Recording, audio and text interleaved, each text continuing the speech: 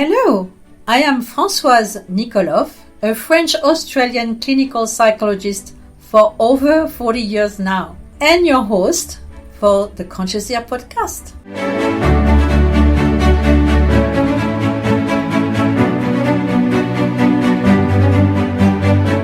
And today we have the privilege and the honor to welcome Dr. Leila Messen.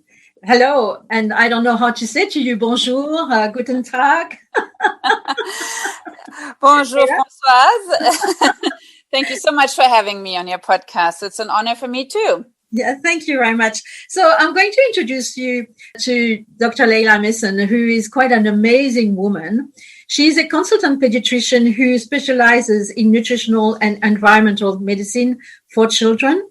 She's also the mother of two wonderful grown-up boys, and she had a busy clinic in Auckland for many, many years in New Zealand, but then she moved to Sydney, and we are so happy to have her in Sydney now since 2016.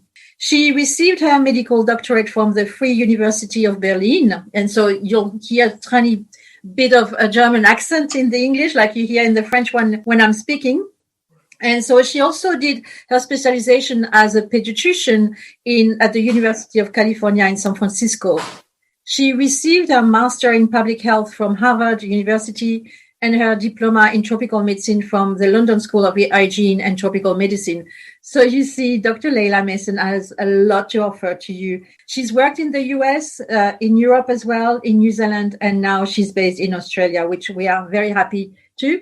But also she had volunteered for 2 years setting up a rural clinic in Pakistan. She's also written a book, which is called The Children's Health A to Z, and which is a practical guide to natural and effective therapies for the most common health issues in childhood.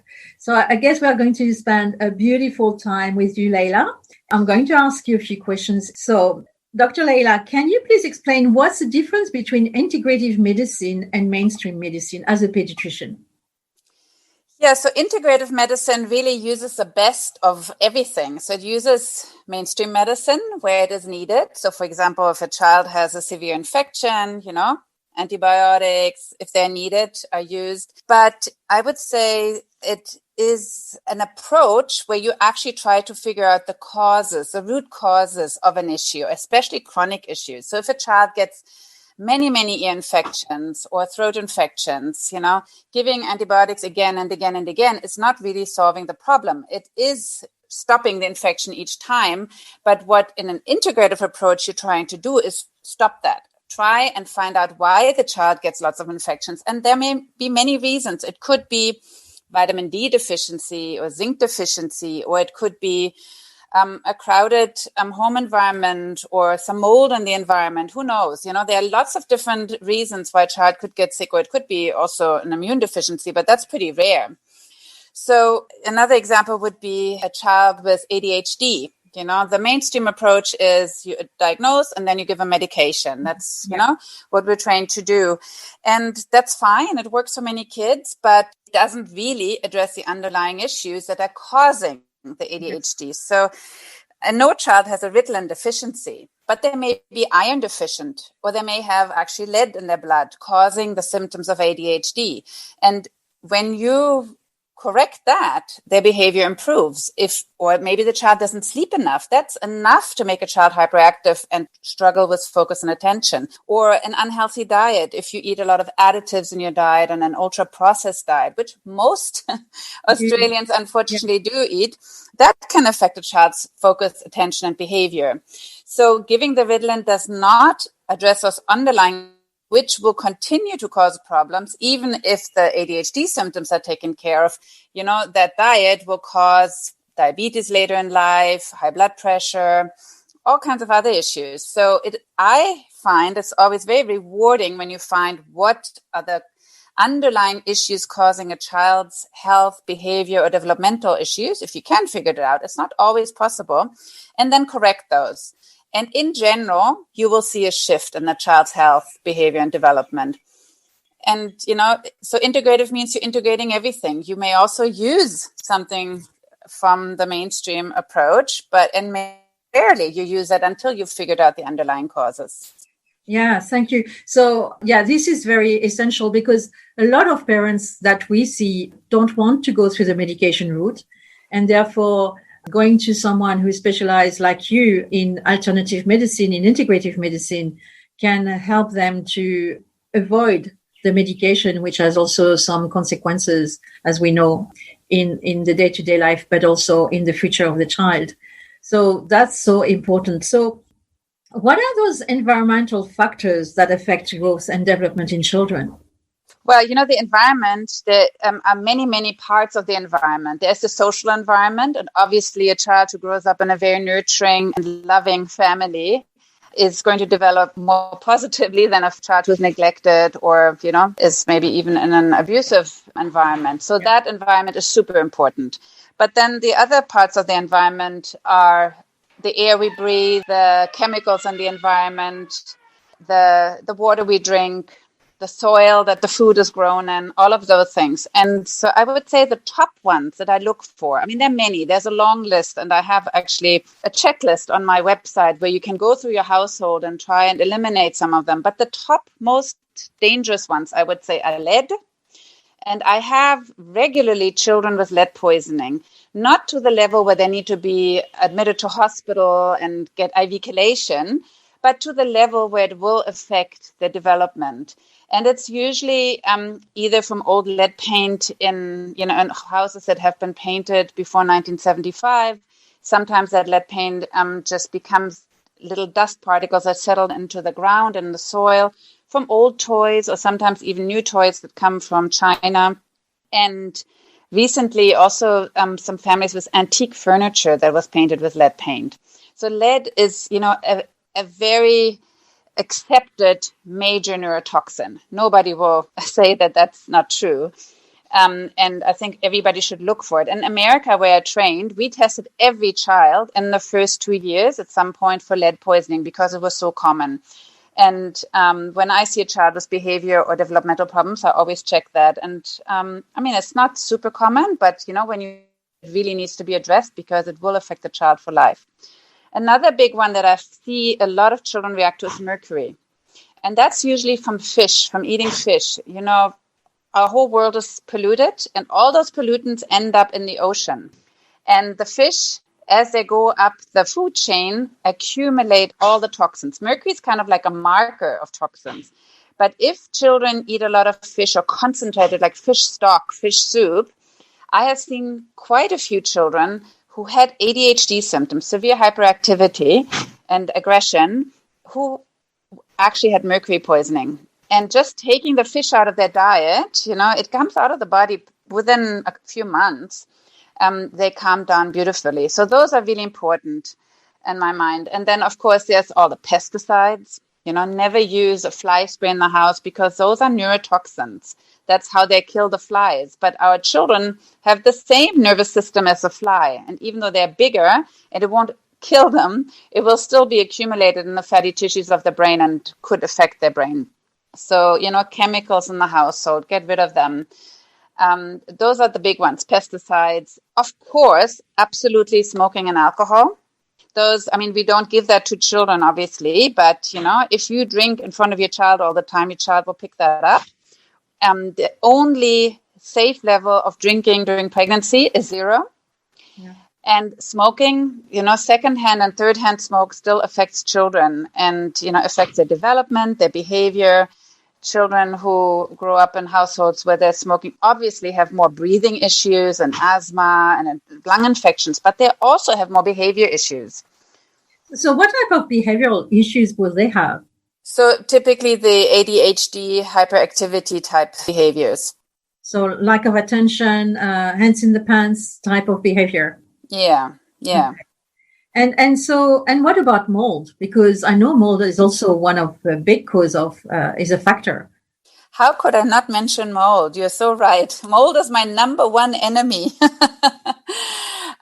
Yes, mold is highly toxic. And I just talked to a family yesterday where we did some testing and the child has very high levels of mold, toxins in the urine. So he clearly is exposed to mold, and they know that it's in the place where they're living. And his behavior is just so oppositional, defiant, and angry. And whenever they leave the home and go on a holiday, or even if he goes to school, his behavior is fine. Yeah. So mold can really increase inflammation in the body. Now, in some people, that inflammation will go to the lungs and they will get asthma issues, cough, wheezing, those things. And in other people, it goes to the brain and it causes issues with their development, their behavior and mood especially.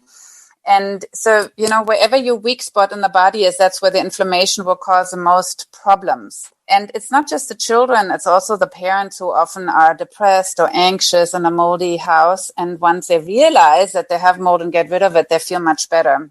And it's not easy. I know that it's not easy to get rid of mold in a house.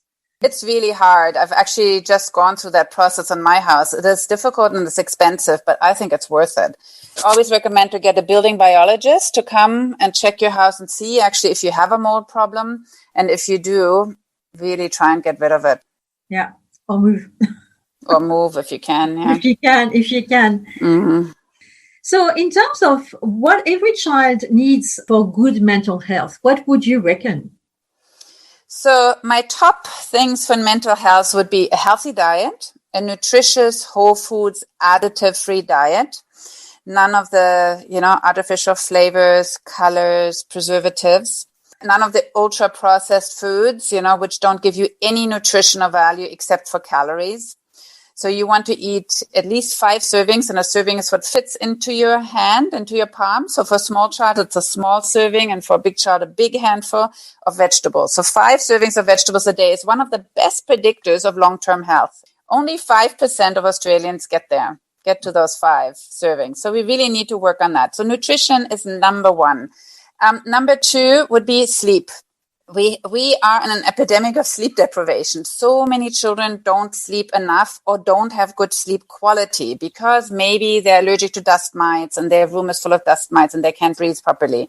Maybe there is too much noise or there is EMF in the house. Some kids are sensitive to that. So you want to turn off your Wi-Fi at night, for example. Maybe the children are eating foods that make them hyperactive in the evening and then struggle to go to sleep. So sleep is really important. There was a beautiful study where they just woke up children half an hour earlier than they usually wake up and did an IQ test on them. And then they did it again when they had slept enough. And there was a difference in their IQ, but 5 points. Wow. So these kids didn't obviously get smarter just, with half sleep. It's just that it really affects their performance, their ability to think and perform.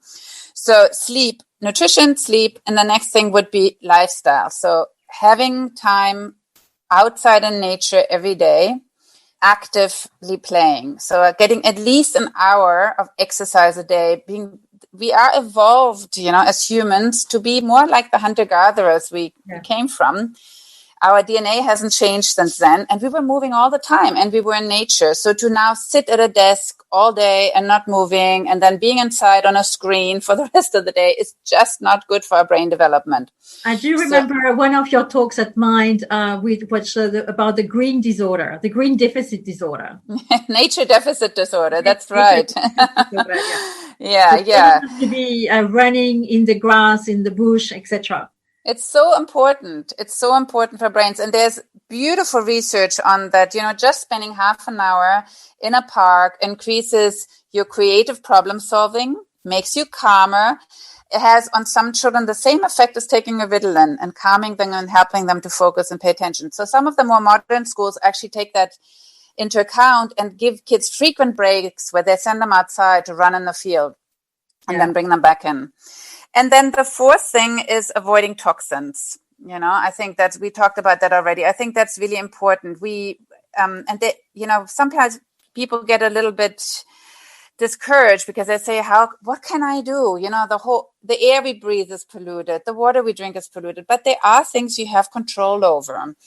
And, we're pretty lucky in Australia. It's not as bad as in some other countries, the pollution. But, we had those terrible fires earlier this year and the pollution was, as bad as it would be anywhere ever. So, but you can do some things about that with a room air purifier. You can get a water filter if your water is not clean. You can take the chemicals out of your household. Sorry, you don't recommend to drink the tap water in Sydney, for instance? Well, I think it's okay, but I mean, I myself have a reverse osmosis filter just for the drinking water, and I'm very happy with it because it takes out all the impurities. And some kids who have high lead or mercury, it actually comes from their water pipes. Wow. So I think taking that out is a good idea. But if it's your choice, you can get your water tested if you want, and it's not the worst water in the world here. It's certainly safe to drink. Yeah. But I think if you're a little bit obsessive about your health like I am, then you may want to filter it. And then I have to say there's one more thing that children need, and that's community. Yeah. And that has become so clear this year with the corona epidemic, where children have been, in lockdown, isolated, not able to visit their extended family, not seeing their friends, not even being able to go to the playground. It really affects their brain development, and when your brain early on is isolated, if you are socially isolated, it will affect you for life. So it is really important to counter that, to create some kind of community, even if you're in lockdown, to do it online and to make up for it at home by doing extra activities together as a family. It's a bit like the orphanage syndrome, where there is a lack of stimulation. That at one stage I saw an article about a sort of analogy between this Romanian orphanage, where those children were deprived with sensory stimulation, and in fact with the COVID-19 for certain families where there is no contact, and the children are not exposed to any stimulation. So it's a bit of a brain deprivation. Yeah, I mean, I think it's probably, the Romanian orphanages were a very extreme case, right? Yeah. Where the kids were left alone and just fed and dressed and nothing else. So, in most families, the parents will still interact with the children. But, if you usually go to a play school or a daycare and interact with 10 other children, your parents have to make up for that. And it's hard if the parents are working from home and homeschooling the older kids maybe, and, but you have to make an effort. And I think in lockdown, we should really make the priority the social interaction rather than the academic. It's also important for not to let kids fall behind, especially the more vulnerable children. It's hard for them to catch up afterwards. But I think more important than that is that they are emotionally taken care of. Mm. Thank you for those tips. And so what are the signs to be concerned that something is not totally right for a baby or a toddler? Yeah, so, a healthy toddler baby will be pretty happy and settled, will have clear skin, won't get sick very often. They do get occasional fevers, but, not sick very often. Won't and will make eye contact and will enjoy being in interaction with another person, will play. So if you find that your child is either unwell, gets sick a lot, or has eczema, or any of those obvious health issues, you obviously need to see some health professional to help you. Well, runny nose depends if it is, the occasional runny nose from a virus is one thing, but a constant runny nose could show allergies. Okay. I also always look for how healthy a child looks in the face. Do they have nice skin color, or do they look pale with those dark shadows under the eyes? We call them allergic shiners because they often have to do with allergies. Yes. And if they do, then I would look at, what is the child eating and what air is the child breathing? The most common allergies are dust mite and pollen, and then certain foods like dairy, egg, wheat, soy, peanut, corn, so dairy being the most common in young children. So, those are things to look at. And then developmentally, you really want to just make sure your child is happy and interactive. That those are the flags for a child with autism, that they are not looking at you, they're not interested in interacting, they don't show an interest in what you're doing, and they don't want to play together. And, I think a big flag is always when a child changes suddenly. So if they suddenly become super anxious, or if they suddenly stop interacting, or if they suddenly regress in their development, stop talking, stop walking, any of those things you definitely need to see. health professional. Yeah. And so how do you help? Yes? I have one more thing. Yes, please. Gut health, so I think that's a really, really important sign of good health. If your child has healthy looking bowel motions every day. And, we don't mind talking about poos and babies. Everybody loves that. But when the kids get older, it's equally important. If they have constant diarrhea or constipation, or they have spots on their buttocks, or an itchy bottom all the time, or a red ring around their anus, or they have mucus or blood in their poos, those are all signs that the gut flora is not good, that there's maybe some inflammation in the gut. Bloating is another sign. So I would definitely check into that because, you can fix that with maybe it's just a lack of good bacteria. Then you can give some probiotics or more fiber in the diet. That all the fiber from vegetables and legumes and nuts and seeds and whole grains feeds variety of gut flora. And sometimes it's an overgrowth of a bad bug, could be a parasite, could be just a pathogenic bacteria. And some of them actually stay. So I've seen kids who've had diarrhea for a year, and then it turns out they have something like Citrobacter or Klebsiella. And you can treat that with probiotics and maybe some antimicrobial herbs, rarely antibiotics, because they will have more of a negative effect than on the rest of the gut flora. And it does make a difference, because then once you don't have the diarrhea anymore, you can actually absorb your nutrients from the diet much better. And you feel healthier. I mean, any adult who's had diarrhea knows how exhausted they are if they're constantly losing a lot of nutrients. So I think that's important. And I always try to get a gut flora for a child to really optimal before they're 2.5, because whatever gut flora you have around that age is what your immune system sets to as a norm. And we'll always try to get back to when you have diarrhea or when you have an illness or you've had antibiotics, afterwards your gut flora kind of rebalances itself to what you had when you were 2 or 2.5. So so the point here is to make sure that you have the right gut flora by 2.5. That would be ideal. Yes. Okay. And that's often what we see with children around 18 months, 2 years, when they change behavior. They've been okay. They've been eye contact. They've been developing speech. And suddenly around the 18 months, 20 months, they start to lose their communication skills. They don't speak anymore. They lose speech, which is that a sign that their gut flora will be compromised? Well, that's an interesting question. We have studies, lots of studies now, to show that children on the spectrum have abnormal gut floras compared to children who are not on the spectrum. I am very interested in doing a study, and it looks like it's going to be done next year, not by me, but with some other people, on actually following children from birth, the younger siblings of children with autism who have about 20% chance of developing autism, following, a few hundred of those from birth every month, checking their gut flora and seeing whether there's a correlation with a change in gut flora and the onset of autism, and how soon can you see it, and can we do something about it beforehand and prevent it? Absolutely. Yeah. And I think there will be. I think there will be something, we know kids on the spectrum have more Clostridia, for example, which are pretty bad bacteria. We all have some, but they have more aggressive ones and they have higher numbers of them. And they correlate with the severity of the autism. And the gut issues in general, the diarrhea, the bloating, correlate with behavior issues in autism as well. When you fix the gut issues, the children improve not just in their health, but in their autism symptoms and behaviors. Because some of the crying and self-harm is actually the child's way of expressing the pain from the gut issues. Yeah.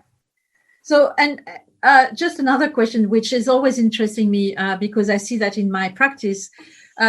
Is there a correlation between being born by C-section and issues on the gut flora? Do you know if there are studies about that? Oh, absolutely. Yes. So when you are born by natural vaginal way, you get the gut flora. The baby swallows the gut flora of the mom on the way out. And the baby's gut flora, when you culture it, looks very similar to the mother's, but then when the baby is breastfed, that breast milk has actually special protein, oligosaccharides in there that promote the growth of bifidobacteria, which should be the main bacteria in a newborn infant. If you're born by C-section, your gut flora resembles the skin flora of the health workers in the hospital. So it's a completely different flora. It's not like a gut flora, it's like a skin flora, which is not what we should have in our gut. And it's more inflammatory. It changes over the next few months, and also it changes depending on how the child is fed. So obviously we're evolved as mammals to breastfeed, and that really promotes the best growth of gut flora. You can give probiotics, and I do recommend that for children who are born by C-section. There are specific probiotics for babies that have bifidobacteria in them. And also the breast milk promotes the growth of the healthy gut flora. Whereas, even just one bottle of formula given in the first weeks changes the gut flora to a more inflammatory type of gut flora. And it takes 4 weeks to get back to the healthier, normal gut flora after that one bottle. So I think if you can try and avoid formula feeds and breastfeed exclusively, you will give your child a much better start and a much better chance of having a healthy gut flora. Now, sometimes it's unavoidable. And then, of course, formula is a lifesaver sometimes, when the mother really cannot breastfeed. But I think with the support of a lactation consultant and family, 95% of mothers should be able to breastfeed successfully and without pain and without stress. I do see a lot of moms who are struggling, and I really feel for them. And it can be hard the first few weeks, but it's so rewarding if you manage to fix the issues. Yes, it shouldn't be painful, if there is, if the child has a good latch, and that can be helped. So I'm a big supporter of breastfeeding. Oh, yeah. Well, me too. No problem with that. So at what age do you reckon integrative medicine protocols should be implemented into children? Well, I'm not quite sure what you mean by integrative medicine protocols. I mean, it's really just a way of looking. I think if a child has a healthy upbringing, they don't really need medicine. They just need, the regular checkups to make sure that they are growing well and that they have all the nutrients they need. So if you eat a healthy diet, you breastfeed exclusively for the first 6 months, then you continue, breastfeeding along with solids, healthy solids, and you move on to a healthy diet. And you may not need medicine. You just do all the preventive things. But if you have issues, it can be started at birth, right? I mean, I see a lot of very young babies with reflux, and sometimes they have been started on a reflux medication, which pediatricians really don't recommend because they have a lot of side effects, but they're a very commonly prescribed medication for young babies if they're irritable or show reflux symptoms. But so once again, it's like a Band-Aid. You reduce acidity in the stomach with that medication, which makes it less painful when there is milk going up from the stomach into the esophagus and calms down the baby. But that acidity in the stomach is essential for absorbing iron and B12, which are so important for the baby's brain development. And the acidity is also there to digest food. And if you don't fully digest the food, you have a higher risk later on of developing allergies. The acidity is also there to kill off pathogens. So we all swallow some bad germs every day, but the acidity in the stomach kills them. So the children will have more diarrhea, more bad gut flora if they have antacids. And new research has shown that these kids have a higher risk of fractures as older children. So it probably also affects your calcium absorption. So those are Band-Aids that can be used very briefly for a few weeks while you figure out the underlying issues.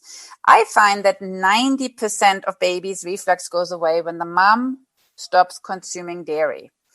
And, as mammals, we are evolved to breastfeed from our moms. And there is no other mammal species that drinks milk from a different species. They all drink the species from their species-specific milk. Elephant calves drink elephant milk, and camel babies drink camel milk, and human babies should be drinking human milk. But if the mom has dairy in her diet, that dairy protein goes into the breast milk, and it's the most common reason for babies' reflux. And so that's one thing. And then there are integrative approaches of, reducing the inflammation and the pain. There's lovely things you can do.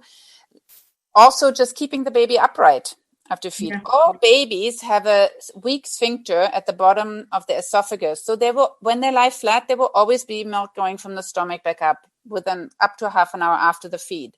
So just holding them upright, in a sling, or just holding them. Also, the skin-to-skin contact is very important to increase the endorphins, the calming hormones, which of course help when you have pain and when you're irritable. So I think the integrative approach to me starts when you're before birth. Actually, when the mother's pregnant, before she's pregnant, in preconception, to make sure that she is super healthy, that she has all the nutrients to grow a healthy baby. Yeah, absolutely. Yeah, that we see so many of those kids, but the world nowadays is a bit different, because a lot of children are also IVF baby now, and that certainly has an impact on their development too, I guess, that we can see. But also the environment is not conducive for children with a healthy gut and a healthy brain, in fact, because both are so related. So, Leila, how do people find you if they want to know more about you, or if you mentioned your website before? So can you give us your website? Yes, I have a website called drleilamasson.com. So DrLeilaMasson.com. And it has information on what I do, but it also has my blog on there with lots of hopefully useful articles on all kinds of issues, like sleep and constipation and ear infections and recurrent infections, how to keep your child healthy during an epidemic. And the next one that's coming out now is how to keep your child's mental health well during an epidemic. And I'm also very soon launching a 4-part parent video series with 4 videos on the most important things that you can do for a child's health, development, and behavior. So that's what we talked about: nutrition, sleep, lifestyle, and avoiding toxins. And I think if you just listen to those and do the things that seem right to you for your child in there, you can already resolve a lot of issues. I have parents who tell me, I listened to one of your talks and my child was very hyperactive and couldn't focus. And you said they need to sleep more. And I just did that. I just made sure the child sleeps in a really healthy environment and sleeps well and sleeps enough. And within a month, all the issues were gone. Sometimes it's as simple as that. Sometimes you need to dig deeper. But I think there's a lot we can do as parents to help our children. Yeah. We'll certainly put your details in our description of this podcast. Yes. And I also have a Facebook page, also called Dr. Leila Masson, where I post interesting research on children's health and research articles and just information, and obviously also my blog and newsletter in there. Fantastic. It's full of information so that people can refer to. Dr. Leila Messen, thank you so much for your time here today, but also for the massive information that you've given us, which is certainly going to help parents to have a better understanding of how they can see and help their children to have a better lifestyle, better health, and certainly better health for them to be thriving in life, because what we want is our children to be thriving and with a minimum of impact on their development, their growth, and their learning and communication skills. So Dr. Leila Messen, thank you so much again. And we'll speak to you certainly again in a few weeks or months. Thank you so much, Françoise. It's been a pleasure talking with you. Pleasure to me too. Thank you, Leila. Thank you so much to our guest speaker today. And this is once again Françoise Nikolov, your guide to wellness and better life. Talk to you soon.